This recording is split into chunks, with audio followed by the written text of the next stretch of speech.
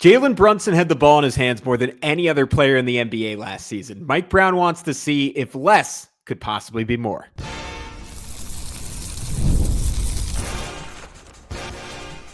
You are Locked On Knicks, your daily New York Knicks podcast, part of the Locked On Podcast Network. Your team every day.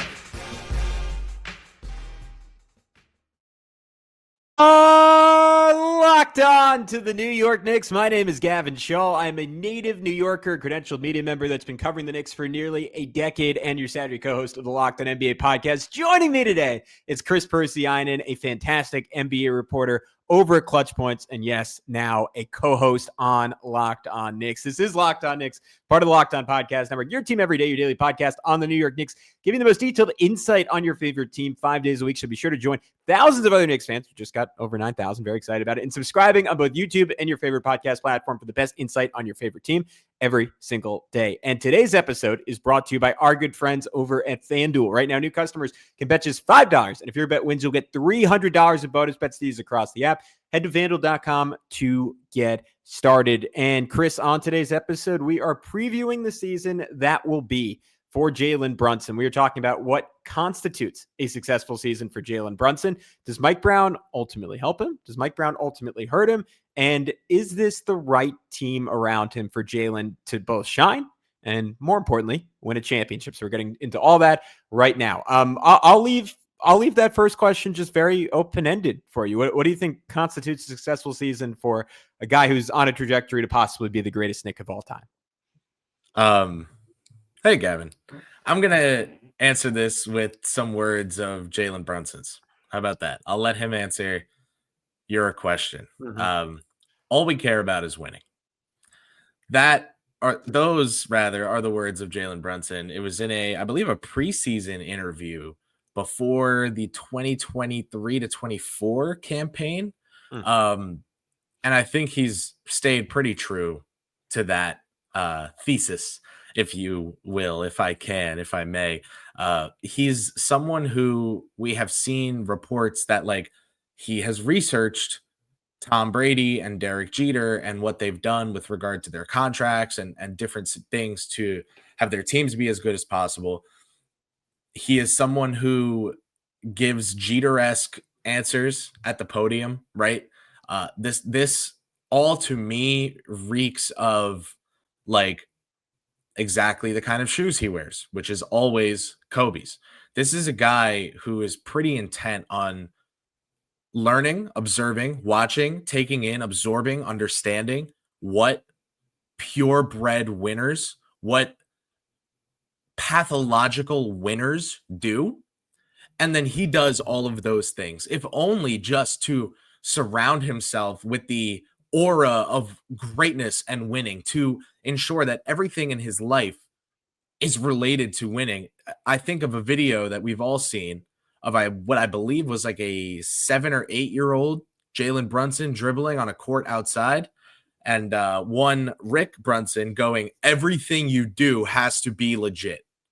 And when you see Jalen Brunson wear Kobe's every single game he plays, when you see Jalen Brunson answer questions like Derek Jeter, take cuts in his paycheck like Dirk or like Brady, this is a guy who, even if it's just to say that everything he does is something that winners do, or if he really believes that that's the best option, whatever it is, everything he does has to do with winning. And so to me, there's no number, there's no statistic, there's no amount of points per game, there's no assist to turnover ratio, there's no PER, there's no Darko DPM, there's no WS/48, there's nothing that could quantify a successful season for Jalen Brunson other than appearing in or winning the Eastern Conference Finals, or even better, appearing in or winning the NBA Finals. Yeah, you nailed it. What constitutes a successful season for Jalen Brunson is what constitutes a successful season for the New York Knicks. And that's not to say he's done with individual accomplishments in his career. There's a world where he wins an MVP if the Knicks are somehow a 65 win juggernaut this year, which I don't think is likely, but I do think is something that's within the realm of possibility. There is a world where he makes first team All NBA for the first time in his career, right? All this stuff is very much in play for him. And yet, to your point, everything he's done since he joined this team is in service of winning a championship. And I think that'll be tested in a way this year as we can almost move right on to our second question while still incorporating this first question, which is, do Mike Brown's planned offensive adjustments like produce his best season ever, or take away from what he does best and say, like, there is a world where the stats go down this year, where the individual accomplishments go down this year. And the question, like within these questions that I keep coming back to is, can he be the best version of himself without dominating the ball? And can this Knicks team be the best or like the alternative to that is, can this Knicks team be the best version of themselves with him dominating the ball? And like, of course, those are like very stringent, like two-way lines. Like the truth will, of course, be somewhere in the middle, and he might have the ball less than he has in that past. Like that number I referenced in the teaser, Chris Herring, I believe, had an ESPN article last year in the playoffs. He had the ball in his hands an average of 9 minutes per game last season. That was the most of any player in the NBA. And on one hand, like, I don't want to poo-poo Tom Thibodeau. Like that unlocked Jalen Brunson as a Hall of Fame player, one who we can like reasonably say, as I noted before, is maybe on a trajectory to be the greatest Knick of all time. Like Tom Thibodeau was obviously very, very good for Jalen Brunson. And Jalen Brunson put together like a level of play over these last few years. Not even like the most optimistic fan of his during his time in Dallas, maybe not even the most optimistic fan after like his first regular season in New York, could have contemplated that he would hit highs where you constantly see these graphics where it's him and Michael Jordan and maybe Oscar Robertson and maybe Bryant, right? Like that is the level we are talking about with Jalen Brunson in terms of individual production in the playoffs. I think in some ways we've seen the limitations of that these last few postseasons. And I'm reticent to look at the first two playoff runs he had, right? 22-23, 23-24, and in any way say like, all right, well, that was Jalen being a ball hogger, being selfish. Like look at what he had around him. Like that 23-24 team obviously was incredibly depleted. OG Anunoby out, Julius Randle out, Bogdanovich out, Josh Hart playing hurt through game 7, Dante DiVincenzo as his lead running mate at a certain point. The year before, like Julius Mitch out playing through a broken ankle. Yeah, like he has not had adequate scoring support at times in the playoffs. And then last postseason is the first time, like especially those first two games against Detroit, I started to look and kind of go like, does this work with Jalen Brunson being Jalen Brunson? Like if the roster around him is not just like everyone else is going to defend their butts off and Jalen is our whole offense. When you have a roster that has more offensive talent, but also more defensive weakness, you need to get the most of those four other guys offensively. And can you do that while you're playing Brunson ball? And how much of that is on Jalen? How much of that was just Tom Thibodeau's preference in terms of style of play? And like, what is the middle ground there is the question I find myself continue to come back to with this team, is to justify, like, let's just say elephant in the room for me, Karl-Anthony Towns' presence. Like he needs to have a certain role offensively, and that requires Jalen giving up some level of control. Yeah, I hear you, but like I'm listening literally, but I think we're kind of skating by some key components here. So like sure, maybe you had those doubts after the first two games against Detroit. Maybe you were like, oh, this is Brunson ball. I say it was having two non-shooters minimum on the court at all times. I believe it was like 98%. What's the stat? 98% of Cat and Jalen minutes last year. Josh was on the floor or Precious was on the floor. Right. But it was mostly one non-shooter, right? Like in the starting line, or are you counting? No, I'm talking about like non-shooter. I'm talking about the rest of the game when the Knicks would call timeout because things weren't working and come out of the timeout with a Payne, Bridges, Hart, Achua, Robinson 5-man lineup. Yeah. I'm talking about before the 98th game of their season when they moved Mitchell Robinson into the starting lineup, or 99th. No, 96th, was it? I don't know. It was. I want to say it was 96. 82 plus 14, so it was 96. Yeah. So all right. I think there were so many obstructions on the basketball court, not like cones in front of him. I mean, like stylistic and philosophical obstructions to the optimization of Jalen Brunson and or Karl-Anthony Towns offensively. I would say that Cat single-handedly winning them a playoff game against the Pacers falls into the exception category, but not in like a it will never happen again type of way. In like a his talent was so transcendent that still happened despite the strategic roadblocks in their Yeah, there way. you go. Mhm. Whatever, who cares? Ugh, it's not like I write for money or Sure. anything. Anyway, so like I just think looking at all of this, like how often in these playoff runs from Jalen Brunson, which you said leave him on graphics next to Michael Jordan, and then Yeah. not like in a Thad Young graphic kind of way where like Yeah. they were like, like Caitlin Cooper's talked about this, where like they were in on the bit when they made that, like it was Mm. not serious, but also like the Brunson ones are serious, like they're very serious.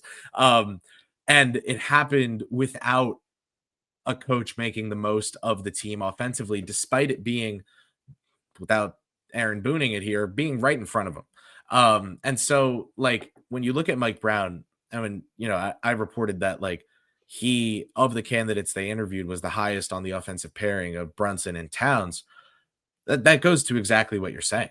So I think what you've seen thus far from Brunson is exclusively positive signs. Like, I'm not saying there have been no concerns. I am saying that like I don't know that his height or the fact that he's not John Stockton as a point guard, like these things don't matter in the modern NBA. You just have to be good enough, and not luck, but like opportunity, preparation have to intersect, and you just win the series in front of you. Sometimes it's called an easy road. Sometimes it's called luck. Sometimes it's called injury luck. Sometimes it's called a Mickey Mouse playoff run. But like all those rings end up counting the same in the history book. You just have to do it once. And all of a sudden, these takes about 1A stuff disappear. So Mhm. I would say the Knicks are setting themselves up. Maybe could use some more wing depth, or for Dadier or McCullough to pop. But like I think they're set up for a season where they're good enough to potentially go all the way or make it to the finals, or at least make it back to the conference finals. And then Brunson's in the same conversation as Halliburton and Edwards as guys that took their team to back-to-back conference finals. That's the competition. So with that, there you go. Yeah, I think it all well said. All points I want to address. We're going to continue talking about the idea if Jalen Brunson could be the number one guy in a championship team, and if this is that team. We'll get into it all in just a sec here on Locked On Knicks. But first, I want to tell you about our good friends over at Peloton. Peloton is shaping the future of fitness with the brand new Peloton Cross Training Tread Plus, powered by Peloton IQ. It's their most advanced equipment yet, designed to give you real-time guidance and endless ways to move, whether you're running, lifting, or cross-training with your favorite instructors.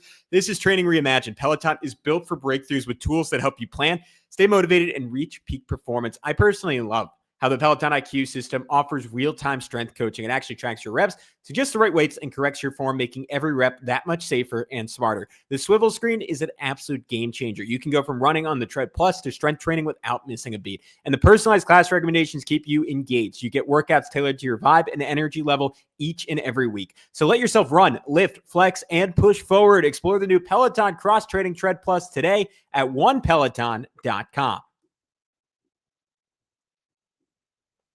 All right, what up? We're back here on Locked On Knicks. Gavin, Schall, Kris, Pursiainen, breaking it down for you. So I think what you were getting at a little bit. I know when we were talking about a pre-show, you kind of just like protested this framing, but I'm gonna force it on both of us anyways, and then hopefully we can find some nuance within it. Right, the idea of Jalen Brunson as the number one guy on a championship team. And you look at the history of the NBA, and it says that it's incredibly difficult for a guard of Jalen Brunson's size to be the clear-cut best player on a title team, right? Like, I think the most obvious example in recent NBA history is, of course, Steph Curry. And you could almost say, like, he's like, if we want to go a little cliched, he's the exception that proves the rule, in the fact that he is just like a couple of standard deviations away, the best shooter of all time, and is just a unique player in NBA history. And then I could say, all right, but what about someone like Chauncey Billups that won a Finals MVP, or Tony Parker that won a Finals MVP? Guys, I think Jalen Brunson, to use the term of the youth, you'll like this, Kris, clears, right? He clears them as players, like not even comparable, not even in the same conversation. Jalen Brunson is at a different level. And then I go back to what you were talking about before, both in the last segment and before we started recording, and the idea that like the quote unquote traditional best player in a championship team, there is this notion of what it has to be, but that can also be mitigated by luck and injuries and just the convergence of a team that is greater than the sum of its parts. And my big complaint about Tom Thibodeau's Knicks last year, and not even just Tom Thibodeau's Knicks, just like I could say Leon Rose's Knicks just as easily, the way this roster was constructed and the way it was deployed, that I did not feel like it was maximized, and that it like, given the talent limitation, something I'm also reticent to say when I think this is probably, like, at worst, the fourth or fifth most talented team in the NBA. And I think as high as maybe the first or second most talented team in the NBA. Like, there was not a Kevin Durant, Golden State level juggernaut out there. Yes, Oklahoma City can approach those heights, but in terms of sheer star power, sheer star talent, I don't see like a team that is magnitudes ahead of the New York Knicks. And that is part of that is the NBA's new salary structure, but it creates this window where the Knicks do have an opportunity this year to go and win a championship. And you look just like a little further out, right? Indiana, the team that's tortured you the last 2 years, a non-factor. Boston, outside of one series, the team that's, at least, or I should just say in the regular season, a team that's tortured you a little bit. They will most likely, pending the return of Jason Tatum, even with that, they have no front court, will likely be a non-factor. Atlanta, Orlando, and Cleveland are all younger than New York. They will likely never be worse or more gettable than they are today, at least over the next 2-3 seasons. Cleveland, a little bit less sure on that than Atlanta and Orlando. All that is to say, prime opportunity for Jalen Brunson. I think a fantastic roster around him, Kris. And we'll circle back on the Mike Brown of it all, but I'll just skip right ahead to my third question here. Do you think this team is ideally built around him to win a championship? Because that's, like, I don't know if I did a good enough job saying it at the start of this, but that's sort of what I was getting at with, like, can this team be the best version of itself with Jalen Brunson being the best version of himself? Like, it's almost like the roster the Knicks had, as depleted as it was his first two playoff runs, that allowed Jalen to, like, highlight his individual skills and just find a confidence, a rhythm, a level of empowerment that I think will be a little trickier to get to this year, but that might not make him worse. That might just make him a more efficient version of the same killer.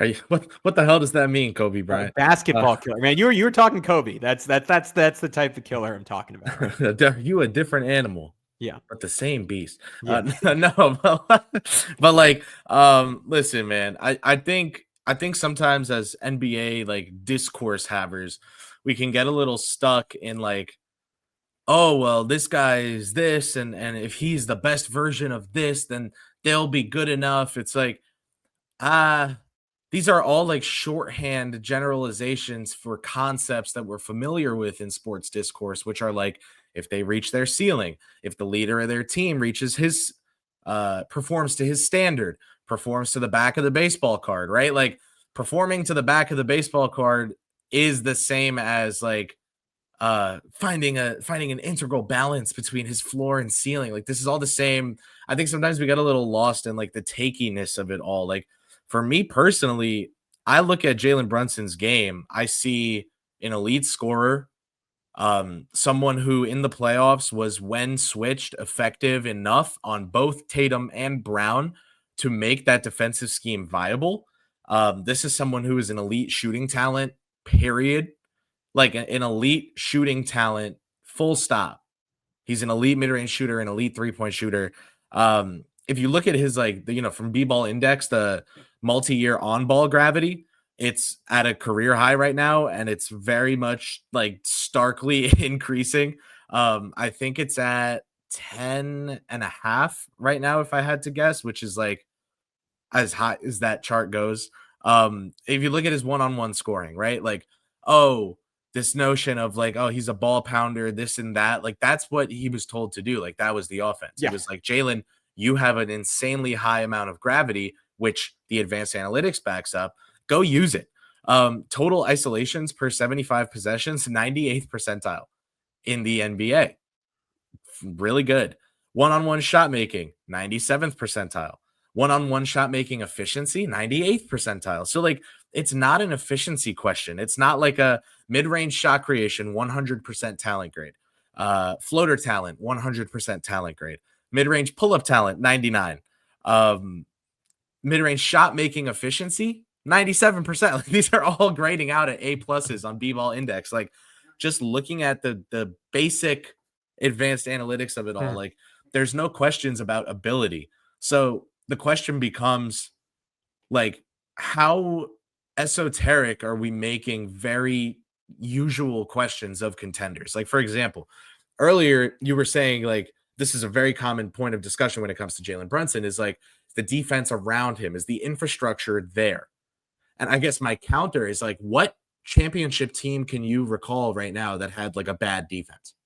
Like, right? I mean, the referenced one is the 23 Nuggets, right? Like, and they were outside the top 10 in the regular season and then Yes, performed fairly well in the playoffs. 100%. But like, I think Jokic is a bit Towns like in the sense where we've seen these guys in playoff moments when it actually comes down to it. Like when Finch gave Cat a very defined defensive role against Jokic, he did well. When Thibodeau gave Brunson a very defined defensive role against Boston that worked within the team context, they did well. Both of those teams won those series. The Knicks really wanted Chris Finch last offseason. Like, I think these things all line up. I think these things all match up when it comes down to what the Knicks are trying to do here. And I think Mike Brown really being in on Brunson, on his defense.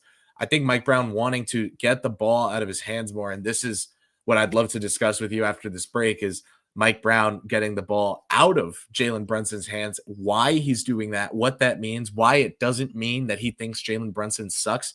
And like what the point of that all is, that we'll see. It's a new, different approach. It's not better. It's not worse. We have no idea, but it's quite different from the same 3-ish years that we saw the same approach before.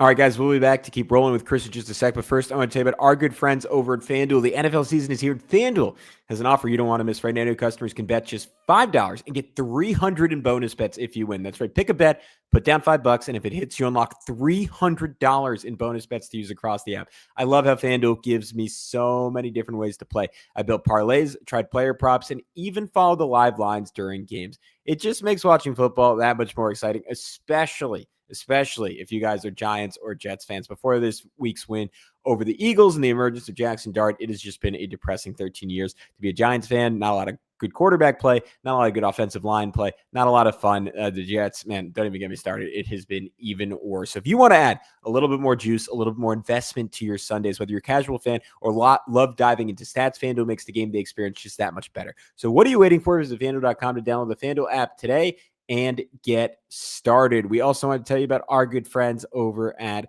Monarch Money. Most people can't name all their financial accounts or even what they're worth, whether it's 401ks, properties, or investments. And you don't have the full picture, well, you can end up leaving money on the table. That's why there's Monarch Money. It's an all-in-one personal finance tool that brings your entire financial life together in one clean, easy-to-use interface on your laptop or your phone. Monarch is built for people with busy lives. If you put off organizing your finances, Monarch is for you. Monarch does the heavy lifting for you. You can link all your accounts in minutes, see clear data visuals, get smart categorization of your spending, and finally feel in control of your money without ever touching a spreadsheet. I am someone who has had a ton of anxiety over organizing my finances. And with Monarch Money, that anxiety goes away because they help you maximize your investments, increase your saving rates, easily review finances with your partner and or financial advisor, and just generally have a clearer view of your financial health, whether that's week to week or long term. And to me, that makes it just all a lot more manageable. So don't let financial opportunities slip through the cracks. Use code LOCKEDONNBA at monarchmoney.com in your browser for half off your first year. That's 50% off your first year at monarchmoney.com with our code LOCKEDONNBA. So I guess my final point on this before we head to break was like, I guess what I was trying to get at is like we had like, to me, this is a basketball question. Like we had an overwhelming amount of data this postseason. I shouldn't say overwhelming because it's inherently a small sample size, but despite the fact that Cat was the one who got the brunt of the criticism and like the Fred Katz, like, I don't want to call it a hit piece because I think it was reasonable. And I think it was a summary of like real complaints and like real issues with Karl-Anthony Towns. It was defense, one of those like 30 seconds after the final buzzer of the last game of the season type of. Yeah. The if you want to use ringer parlance, like the now they tell us piece.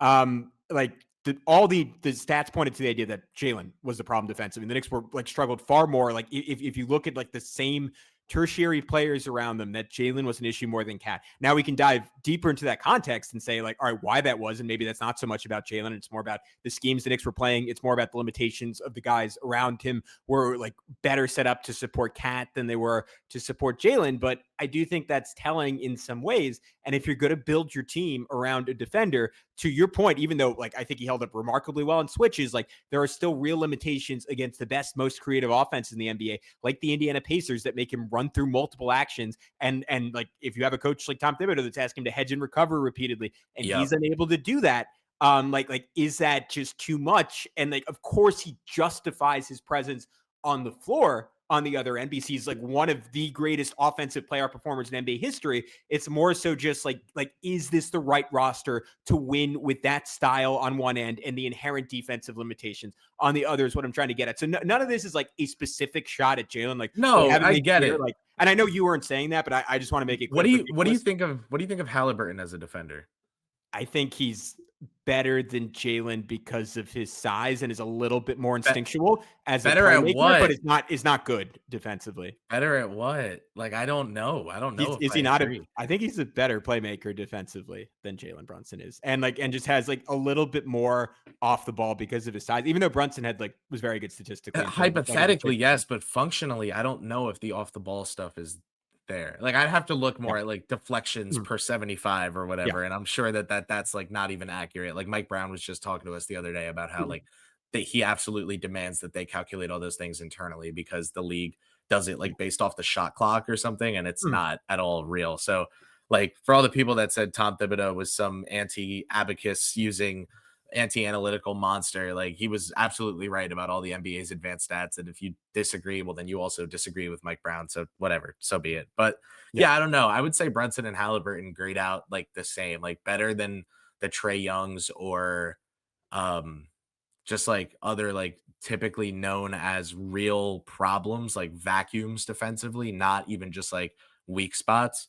I think that's what Brunson and Halliburton are weak spots. You can target them in the fourth quarter. You can, hunt them a little bit like Austin Reeves, if that's what you want to do too. But like, they're not tanking your defense. It's the point I was getting at when it came to the Boston series or Cat in the Nuggets series. And that right there is it, right? Like, can Mike Brown capture that in a bottle and then also have a bottle of good shooting runs sustained throughout the playoffs?